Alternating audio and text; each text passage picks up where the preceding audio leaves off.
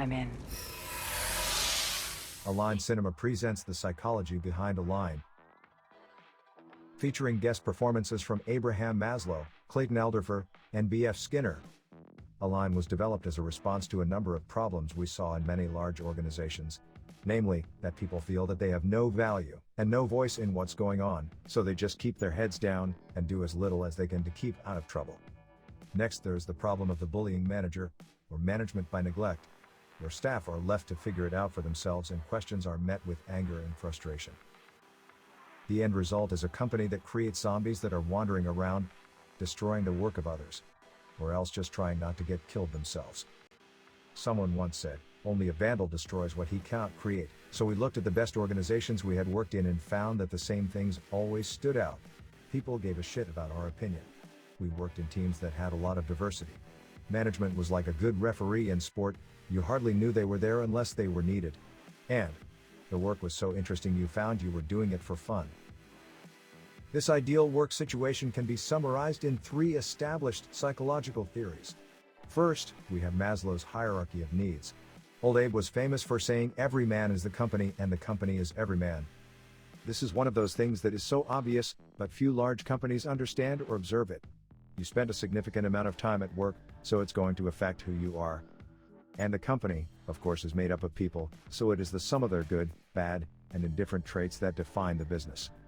Think about the small company of dirtbag fanatics making cars, or climbing equipment, or movies, having the time of their lives, and contrast that with a large organization focused on reducing costs and putting the interest of shareholders well ahead of that of their people. Next, a guy called Clayton Alderfer took Maslow's work and made the observation that humans need 3 things. First, to exist. Second, to relate to other people. And finally, to grow. What Maslow called self-actualization.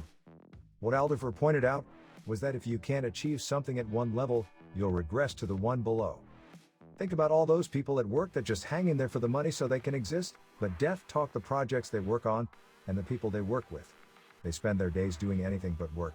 Their days seem to be a series of personal phone calls, coffee breaks, and whinge sessions with the occasional interruption to do some actual work.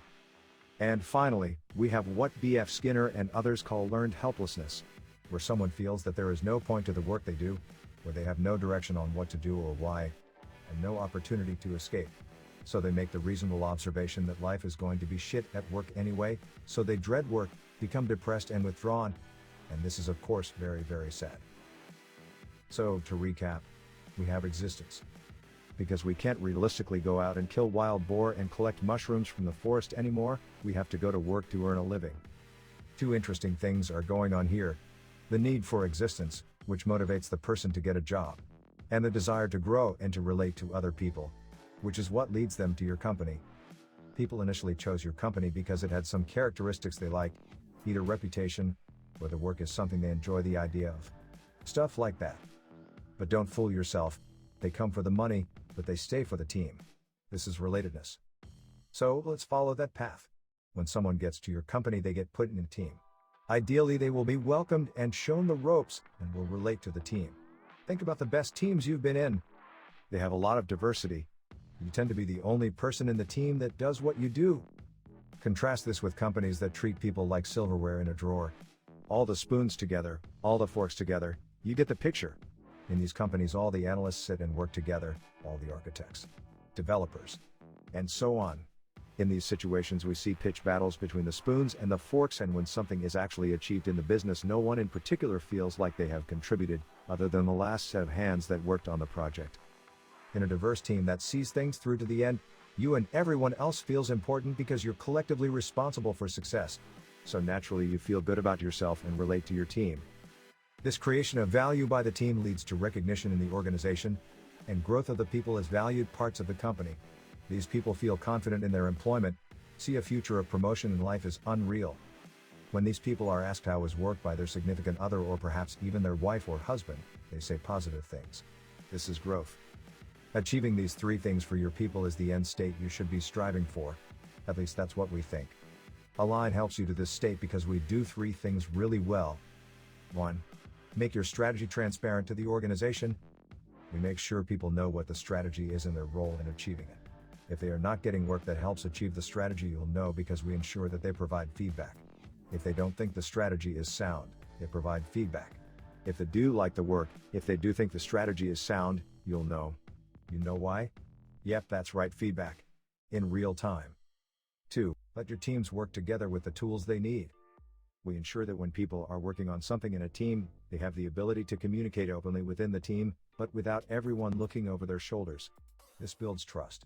When you're using ALEiGN, you don't need email, Skype, or Slack, or Jira, or Trello, or Project, or Confluence, or all the other disintegrated tools people use today to manage work. 3. Recognize people for the work they do. You will know when a piece of work is done. You'll be able to communicate your appreciation. Heck, you could even get off your ass and go over to the person and say thanks. So, if you made it to the end, thanks.